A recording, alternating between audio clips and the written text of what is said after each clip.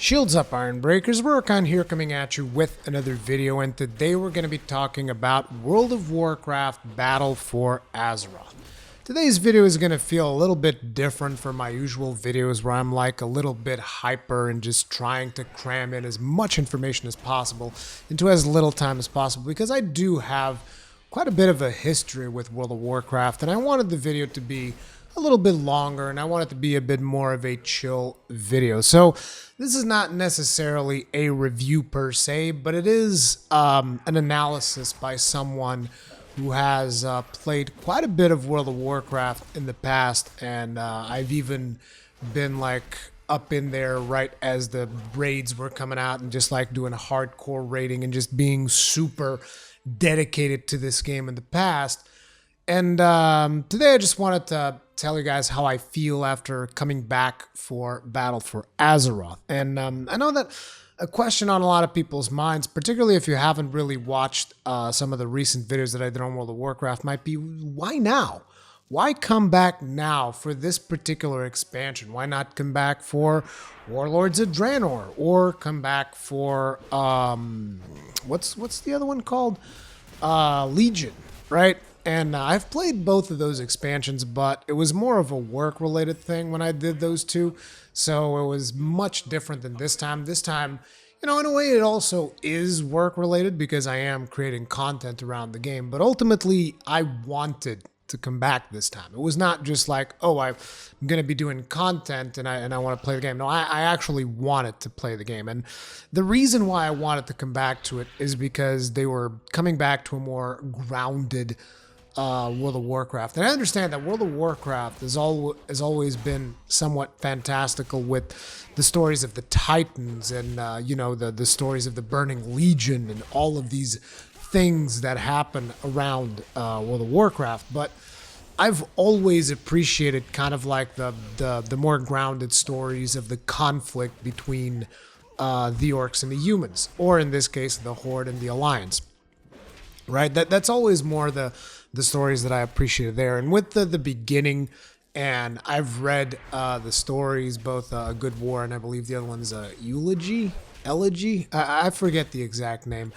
But I read those stories, and I thought that the stories that they tell and the characters involved in the stories and the reasoning behind each of the actions, the burning of Teldrassil and the siege of Lordaeron, all of these things, I found those to be very, very appealing to me. Because again, it was going back to that conflict between the Alliance and the Horde, a more grounded conflict about resources, about dominating Azeroth and all of this stuff, about ensuring the survival of your faction, right? And I thought that that direction was interesting. The fact that they changed the PvP system around and there's no longer PvE or PvP servers. Essentially, you can opt into PvP or opt out of PvP, and they automatically populate your whatever shard you happen to be in with more players or less players depending on how it's needed. And I do have to say, they need to work on that system quite a bit because there are issues there. I've mentioned this in a previous video, but just in case you guys didn't get that, it's like there's world quests now, right? Which is something that we didn't really have back in, I don't know, before I stopped playing. I stopped playing around Cataclysm. And I don't think we had world quests in Cataclysm. I think those might have been introduced in Pandaria. I could be wrong, so don't quote me on that. But basically, I don't really remember doing world quests back when I was playing Cataclysm. So now that we have world quests, some of those world quests will sometimes be around bosses that are extremely hard. Bosses that you're not really meant to solo, even though some classes can solo them. I'm looking at you, monks, and demon hunters. You guys can definitely solo those crazy bosses with like 1.7 million hit points, but most of the other classes can't, and you actually need, like, if you want to do them in an acceptable time frame, you will want to group up with other players. So what happens is whenever there's a world quest like that, you're going to try to find a group in order to do that quest, and the game actually provides you with a function that allows you to queue up for that particular boss. And usually what ends up happening is, say for instance, you're someone that's on the Horde, right? And I'm someone that's on the Alliance. And you're just doing random quests. You're not doing that particular quest for the world boss. You're just doing other random world quests out in your instance, minding your own business. But in the meantime, me and a bunch of other players, we're looking to do the quest for that big boss. So what happens is we all go and we all queue, not really queue, you just kind of like look for a group and we all end up getting joined up in the same group because the game does this automatically, right? So imagine that there's like, I don't know, 10, 15 of us all get matched up in order to beat this boss, and we beat the boss. What happens afterwards is that everybody just kind of leaves their group and continues playing. But due to the way that sharding works right now, which for those of you that don't know, and maybe I'm getting a little bit too mechanical here, but essentially World of Warcraft now populates your shard, so to speak. You're not really in a server anymore. You're just kind of like in this shard. And World of Warcraft populates these shards with players from multiple servers.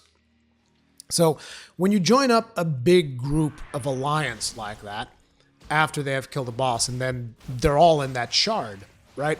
And say you're the Horde in that shard, and you're just like minding your own business, doing your quests.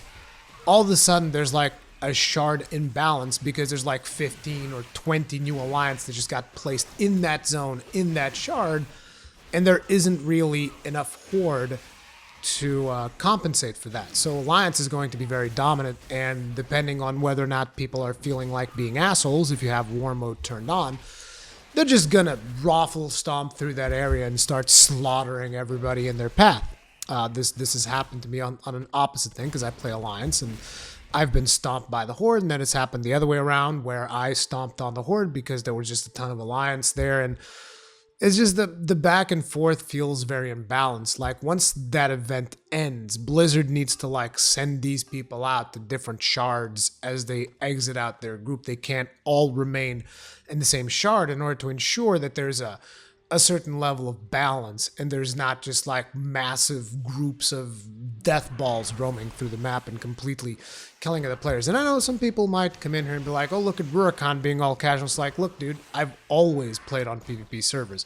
Okay, despite the fact that I play a warrior, which in my opinion is a terrible class for solo PvP, but it is my class, it is my choice, and I just like the thrill, right? I like roaming around doing quests and then seeing this player, right, from the enemy faction. And then, you know, there's something magical about that moment when you see someone that's from the opposite faction. You're wondering, so is this guy, is he going to be a dick? Is he going to wait until I'm attacking a monster and then he's going to come up to me, sneak me from behind? And usually rogues, they will always be dicks. And that's okay because ultimately war mode is optional. I was the one who chose to be opted into war mode, and there are incentives there in the form of new talents as well as additional rewards for doing world quests and stuff like that, which is why I wish more people would go into war mode on, but I do understand that a lot of people just don't want to waste the time with PvPing. Maybe they're just not that into it. I personally am not that into it. I just like the tension that exists between the two factions, and I like feeling that tension, which is why I always played World of Warcraft in PvP servers. It's not because I long for the PvP. It's more like I just like the tension to be there. I like the adrenaline rush of knowing that at any point in time you can get ganked, you can get killed. Maybe you'll be able to fend off your enemies. Maybe you'll do like a daring escape, or maybe you'll die and get revenge back. There's a lot of little stories that can be told like this that are extremely fun, at least in my opinion. But anyway, let's shift gears for a while. We talked a little bit about PvP and one of the reasons why I came back. So now let's talk about how many hours I've played of Battle for Azeroth to kind of situate you guys on my mindset. And the thing here is, I don't know exactly how many hours it took me to level to max level because I honestly don't remember. I was having a lot of fun while I was doing it, and I wasn't like, oh, let me see how many hours it took. But luckily we do have /played, and that will indicate how many hours I've spent at max level in this expansion so far. And currently I'm sitting at about 90 hours of level 120. So once you reach 120, you're not necessarily at endgame. There's still some things that you got to do depending on how you've been utilizing your time in the game. But I would say, like, once I hit level 120, it was very quick for me to get world quests activated. So I would say maximum like maybe, I don't know, 5 to 6 hours, I was not doing endgame stuff, but immediately after that, I was doing the endgame grind of getting as much gear as possible. As of right now, I'm currently item level 343, and I know that some people will say, oh, I got way faster to your item level. What have you been doing? How have you been using your time? And it's like, look, I like playing this game a certain way, and if I'm going to be completely honest, it's not necessarily the best way to play it. But anyway, let's get started and talk a little bit about the visuals. And as a returning player, after about 6 years of not really playing this game seriously, like I played a bit, like I said, for work and whatnot, but coming back to it, I always found it impressive how Blizzard can do art styles so well. And I know that some people are going to look at it and going to be like, Rurikhan, what are you talking about? You played God of War. And it's like, these are apples and oranges. God of War is probably one of the best looking games that I've played this year. And I love that game. You can't really compare the two because World of Warcraft is a game from like, is it 2004, 2006? I don't even remember. It's like a really, really old game. And it's still running on a spruced up version of their old engine. And the fact that they can still make their art look anywhere close to appealing. And I know that for some people it is not. For me it is. I like their art style a lot. And I think it looks really good for a game that is this old. I'm always impressed. And the fact that you can get back to it and still feel like, you know, yeah, it feels like a bit of a current game, even though a lot of the gameplay mechanics do feel extremely dated and all of that, and I get that, I completely understand. And that is something that we're going to be touching up on, but I got to give it to Blizzard and their art department, and not just their art department, but their cinematics department as well, because throughout this whole expansion, we've had cinematics, we've had a lot of quests that were actually voice acted, and it really did contribute a lot for my immersion in terms of how I went about all of the zones and whatnot. Now, I only played Alliance. I did not experience the Horde storyline, so I don't know how that is. All of the stuff that I'm talking about in this video is going to be Alliance related, so bear with me.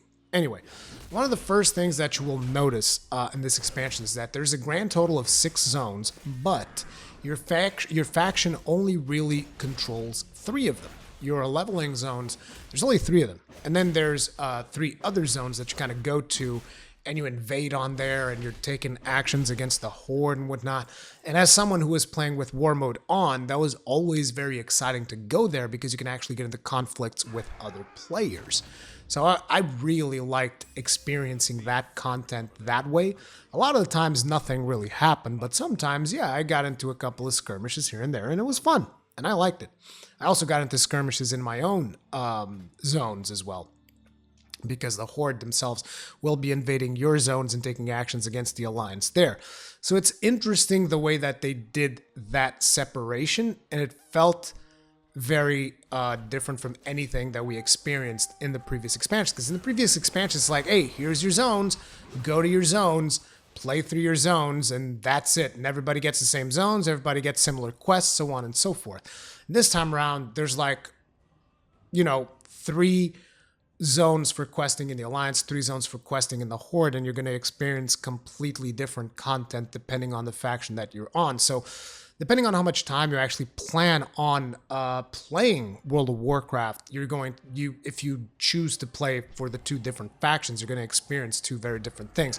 Let alone if you choose to play different classes and so on, you know, there's a lot of content is what I'm getting at, and it felt great. I liked the story that you experience, and I mean, Drustvar I think was my least favorite zone because I'm not really into creepy stuff and horror stuff and whatnot. Just, you know, it's just not really my thing, but I did really like the Tierguard sound, the pirate stories, the way that worked out with Flynn and whatnot. I always thought that zone was really, really cool. The other zone as well, Stormguard, whatever it's called. I'm terrible with names. You guys probably know that about me by now. Storm Song, I think. But that zone was cool. I like that as well. But ultimately, once you complete all of the zones and you get all of the things, right? Because MMOs are about the end game.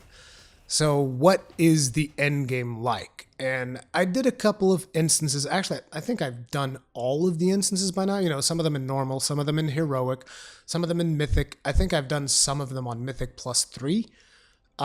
Because that's just the level of mythic keys that me and my guild have gotten so far.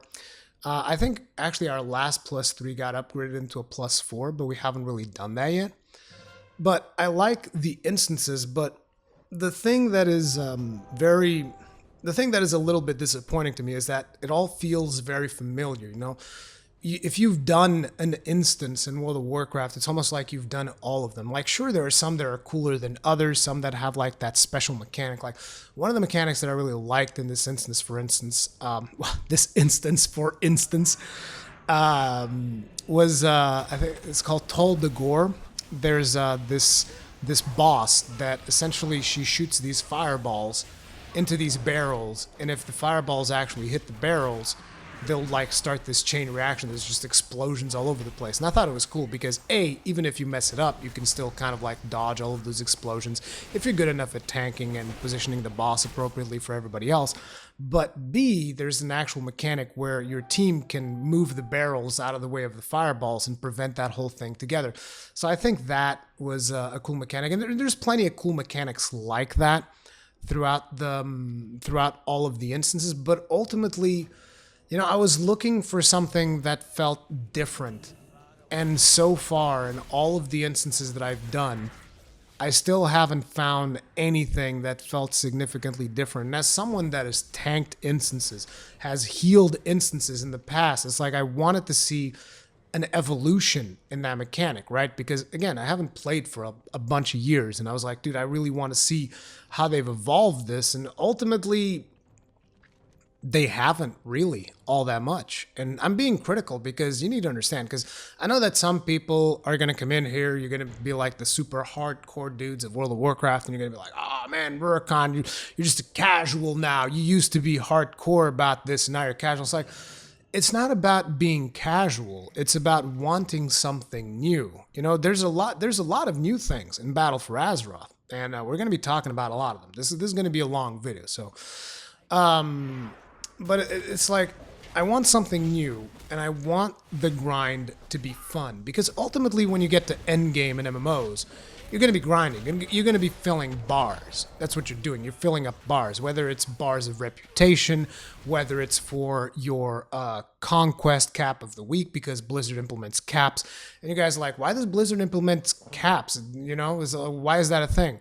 So that people that don't have as much time to play don't feel like, you know, they're being left behind so hard that they can't even compete anymore. Blizzard implements these caps so that, you know, casuals can afford to still play the game. And make no mistake, a large portion of World of Warcraft's population nowadays is casual. Like, the hardcore population of World of Warcraft, I would estimate it to be among the 10% to 20%, if that much. Like, there's a lot of people that think they're hardcore. They're really not. Like, even I had, like I said, I have 90 hours of 120. That is super soft core. That in World of Warcraft numbers, that is super soft core. And again, I'm not here to lay shame on everyone. I'm just saying the reason why those caps are in place, I don't like them any more than you do, bear in mind.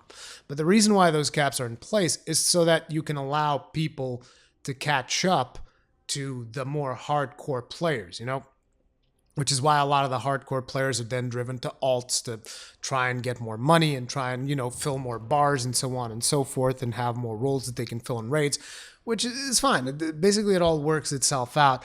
But it's like my biggest problem is, again, I love this game, right? Coming back into it, I immediately fell back into my character. I love this game. I hate what they've done with my class, which we'll get into a little bit, but I still love the game. But the biggest problem is that I don't think there's a lot of fun things to do when you get to the end game grind. So like, for instance, one of my favorite things to do in this game is instances. I love doing instances because I've always loved dungeon crawling. That's my thing. Like, if you guys seen my old Rurikhan videos, what I was doing is like I was running heroics back when heroic was like the maximum difficulty that you could have in an instance. I was always running heroics and telling people like the best ways to tank in heroics. That was like my shtick, right? And not only tanking, but tanking and healing. You would very rarely see me do a video about DPSing in an heroic because everyone was DPSing in heroic. So I was trying to get people out of their comfort zone. I was trying to get people to tank. I was trying to get people to heal so that, you know, the queues would be faster. That was my big objective back when I actually started making videos on YouTube. So I do a couple of instances and I'm just like, I immediately feel like, look, there's something wrong here because the loot is just not there. I think that Blizzard has screwed up a little bit with the loot tables because they were too used to how Legion worked, right? In Legion, you had one weapon throughout the entire expansion. Well, not one weapon. You could have 3 weapons depending on your spec, essentially, but that was it. There were no weapon drops in Legion, at least to my knowledge, because you would always be using your artifact weapon. And I kind of feel like Blizzard forgot to put weapons in their drops in this expansion because, like, I was getting no weapons whatsoever. It was insane. I was tanking with green weapons when I started playing, and I was like, what the hell is going on? Like, there's no blue weapons in the game?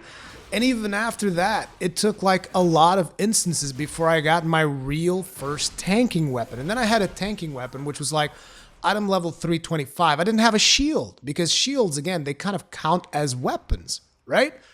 And then it's like I had a shield that was like, I think it was 266. And I was like, what is this? I've done a ton of instances already and I'm getting like no drops. And to the point where there was one day where I did like 3 instances, right? 3 instances. I counted the bosses. It was about 13 bosses, if I remember correctly.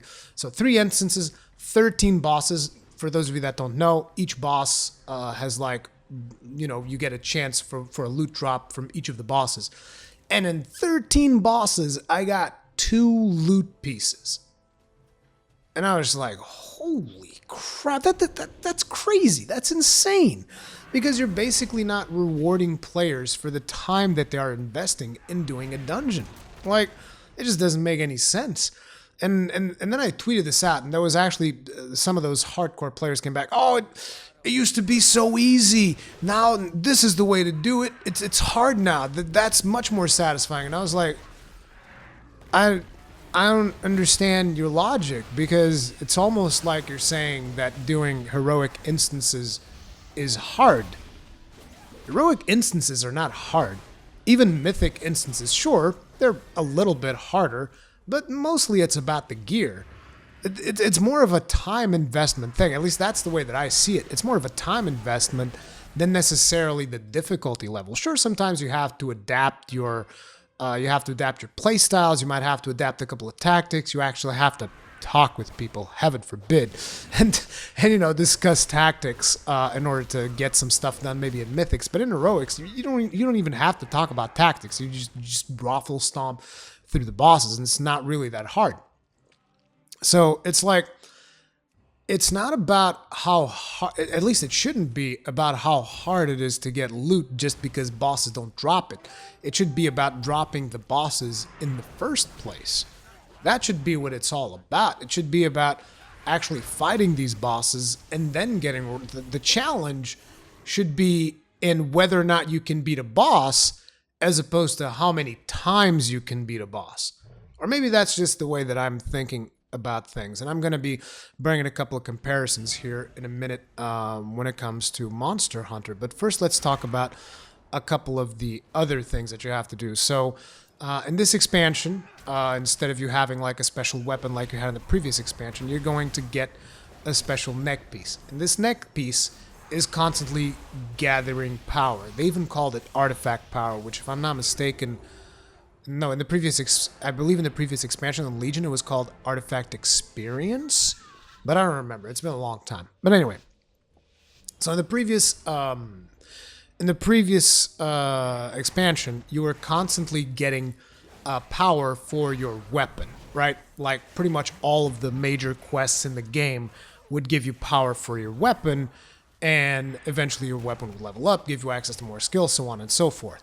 This time around, instead of your weapon, it's your neck piece. Your neck piece levels up with you, and you will get this special armor called Azeroth armor, and that will give you special skills if your necklace is of the appropriate level.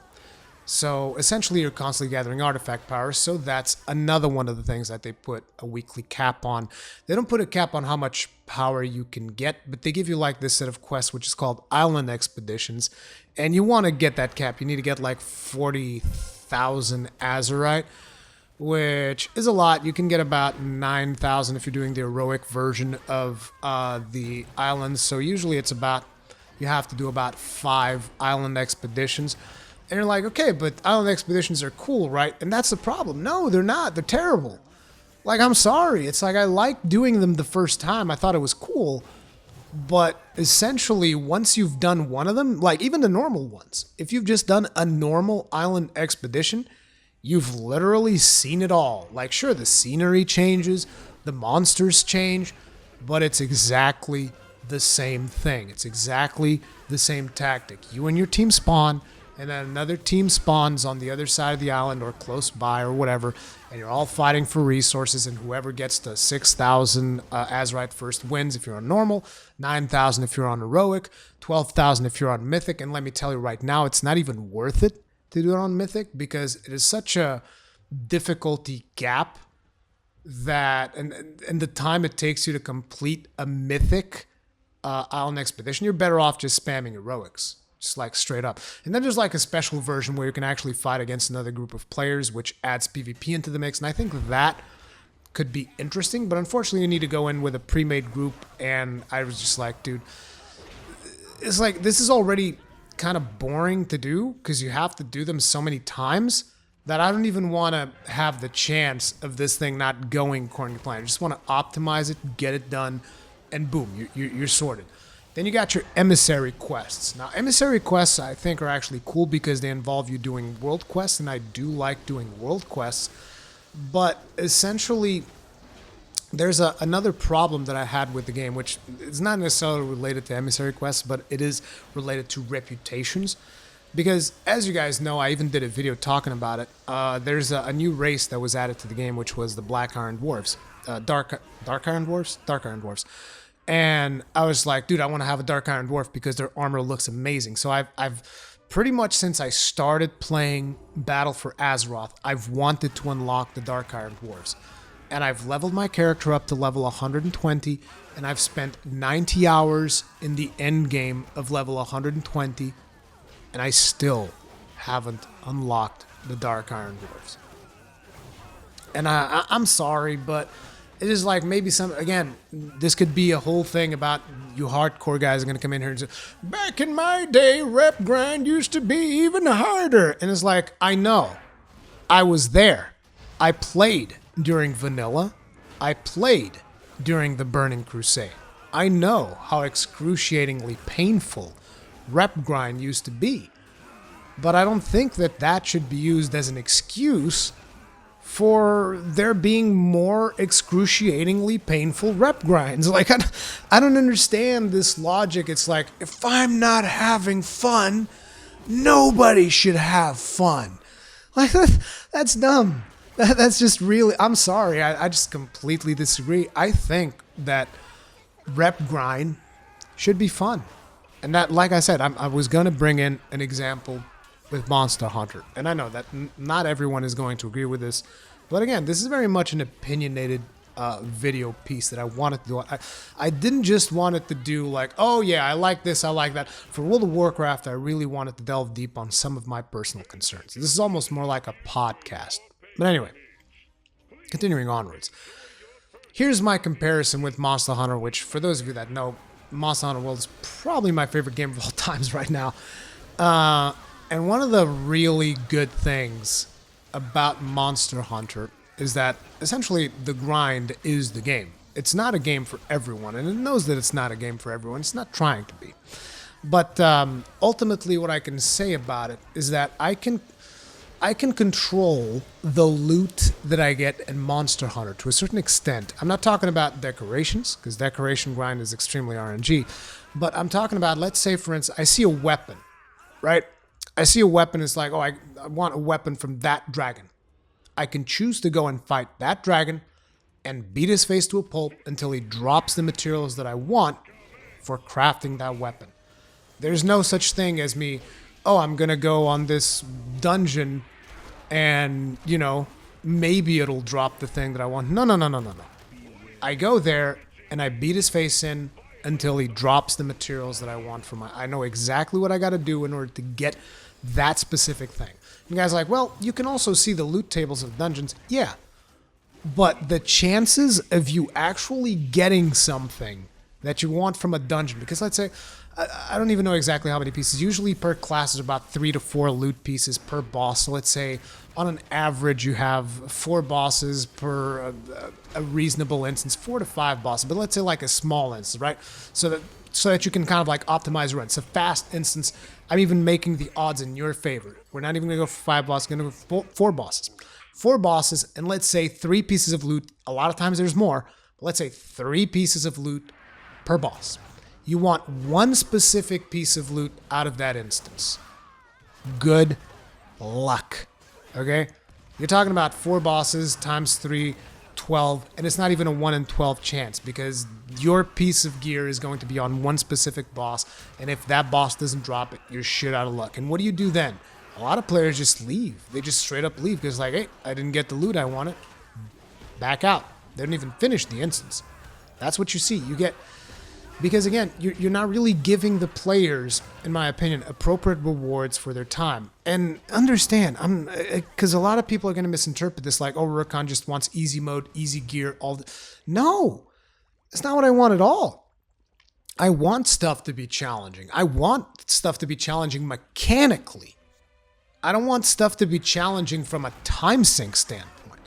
You know, I don't think that whether you put in 200 hours on a video game versus 500 hours that someone else has put in, I don't think your skill in a video game should be dictated by the amount of hours you put in. Sure, putting more hours into a video game will make you more skilled at it, but the way that the loot is working is mostly about how many hours can you put in order to try and get this loot, as opposed to, you know, how good are you at playing your class.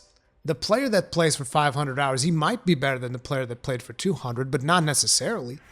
In World of Warcraft, we've seen plenty of cases of that, where there's a ton of people that have played the game for thousands upon thousands of hours, and they still don't know how to play their class. Happens a lot of times. And hey, I'm not going to criticize you. You know, to each his own. But ultimately, I feel that there's a big distance between what is rewarding and what is not rewarding. Like for instance, we went and we did the normal raid, Uldir. There's a full video of that in the channel if you guys want to check it out. And I went there with my guild, and I got 2 upgrades. And it's just like, I didn't even feel like I deserved it, because for starters, I didn't tank, which usually I play as tank, but this time around my raid leader asked me to go as DPS. And I didn't feel like I was even contributing that much to the raid, because I'm not amazing at DPS. Like, sure, I pressed the buttons, I did the damage, but DPS has never really been my forte, right? Why should I get the 2 upgrades? Which, by the way, Blizzard doesn't even let you do Master Looter anymore. That's a whole nother topic. I was like, well, why? You know, why can't you do Master Looter anymore? It was an optional thing. Made so much more sense. Like, I would have actually liked I would have liked to have been given the opportunity to give some of my loot away for people that could potentially need it more. But I couldn't, because essentially all of the loot that I got there was an upgrade. And as soon as you get a gear piece that's an upgrade, the game's like, this is an upgrade. This is yours forever. And I don't agree with that, you know? Because again, give the players choices. Why not give the players choices? Let us decide what we want to do. I understand that there's been some people that have been tricked by Master Looted, but it's like, you know that you can check it before you do a raid. You can just check what the looting is like, and you're like, if you see that it's Master Looter, you might be like, hey, I don't really agree with this, unless you trust the people that are handing out the loot.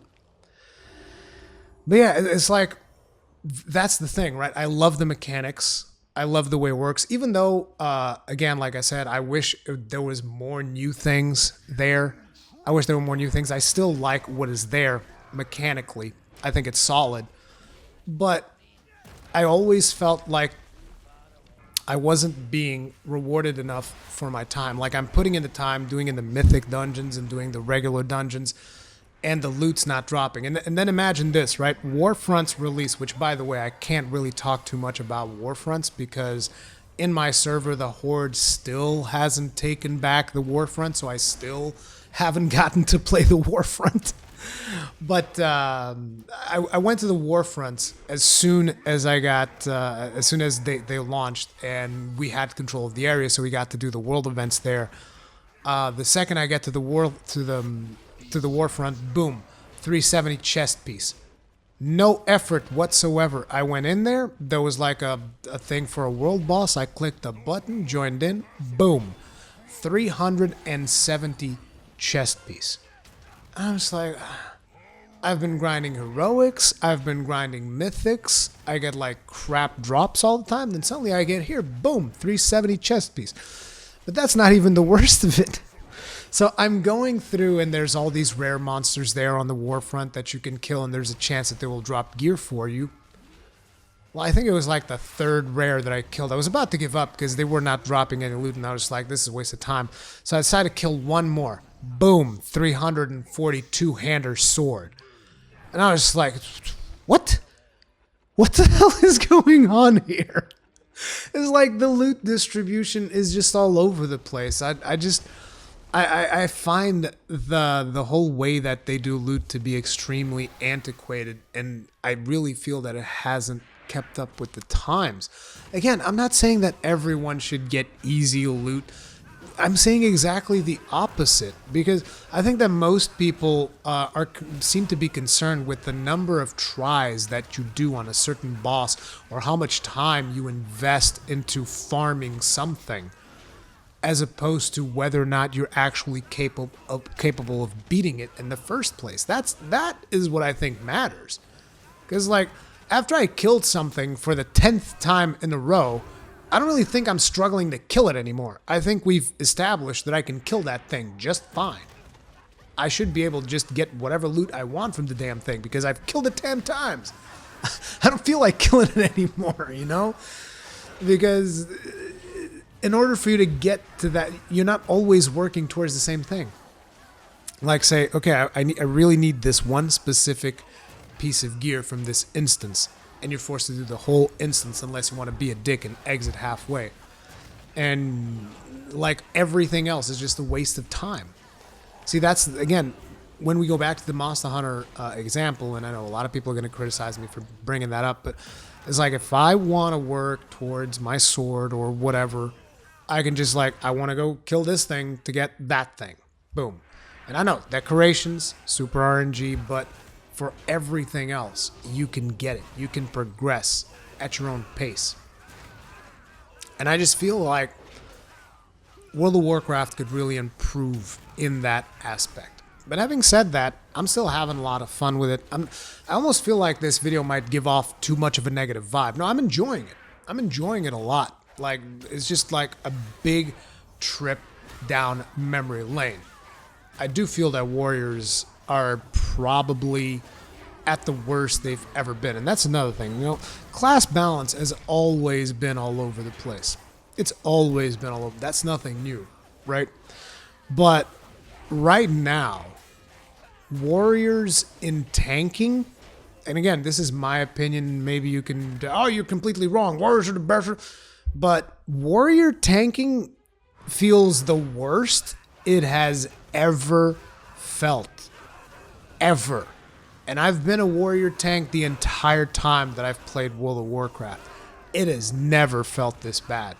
Like, I'm talking, I look at my health gauge when I'm tanking, and it's just like all over the place. It almost feels like it's a binary health pool. You either have it or you don't. And I think that a lot of healers struggle, and I keep hearing from most healers, and it's not just me, because they heal other people as well. I keep hearing from them, it's like, nah, dude, warriors and druids, they say, are like the hardest thing to keep up. And I found it interesting that in our raid, when we went to raid Uldir, our warrior, which was me, our other warrior, which I believe even had a higher item level than me, he wasn't able to main tank one of the bosses. Like, you're talking about something that is, I think he was on the cusp of overgearing the raid. The healers were not able to keep him up against one of the bosses. And I was like, that's ridiculous. So we swapped it around for a druid. And if I'm not mistaken, I'm throwing numbers out of my head, but I believe that druid was anywhere from 15 to 20 item levels below the warrior. And the druid was able to main tank the boss. And I was just like, I think that there's a bit of a problem there, you know?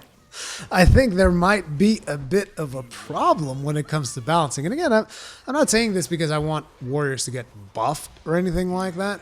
I'm just saying it because I feel like there's a legitimate problem. And when you look at it, what people have been telling me, again, this is hearsay. I'm not going to say that this is the way that it is, but this is what people tell me in my live streams all the time, is that paladins, demon hunters, and monks, they can just run around, solo everything, be full health the whole time. When it comes to tanking, they just run around, do everything. I'm not saying they're soloing instances, but like, even those world bosses with like 1.7 million health pools, they can sustain themselves long enough to stay in those fights and actually bring those bosses down.